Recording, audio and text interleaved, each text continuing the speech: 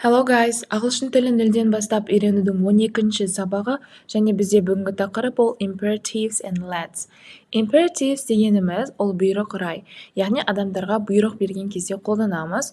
Оның формасын қарайық, формасында бізде жай ғана етістіктің өзі болады. Мысал келтіріп көрейік. Мысалы, open the door, есікті аш. Немесе read a book, кітап оқы. Екі жағдайда да бізде бұйрық беріп тұр. Енді осы сөйлемдерді кішігірім сыпайы ретінде айту үшін біз please деген сөзді қолданамыз. Please деген ол сөйлем соңында да келеді, немесе сөйлемнің басында да келе береді. Мысалы, sit down please.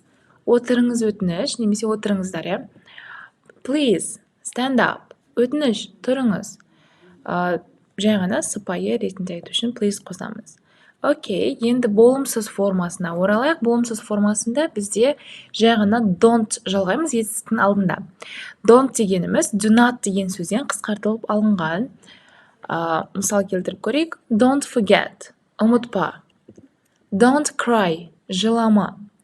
Окей, егер сіздерге түсінікті болса, енді let's-қа келейік. Let's дегеніміз let us деген сөзден қысқаша алынған. Біз оны suggestion, яғни ұсыныс жасағанда қолданамыз, яғни бірдеме істеуге деген ұсыныс. Формасын қарайық, болымды түрінде бізде let's-тен кейін жай ғана етістік келеді. Мысалыға, let's have a picnic in the park. Паркте пикник ұйымдастырайық. Пикник ұйымдастырайық.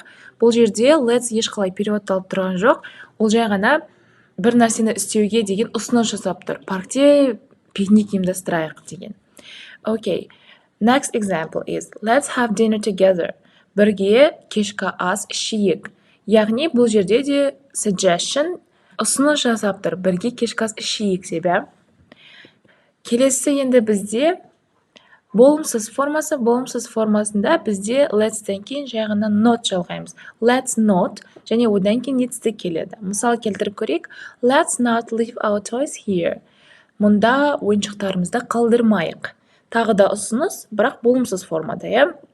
Тағы бір мысал, let's not go to the playground today. Бүгін ойын ауласына бармайық, бармай-ақ қояйық. Яғни тағы да болымсыз формада ұсыныс болып тұр. Егер сіздерге барлығы түсінікті болса, қазір кішігірім практика жасап кетейік.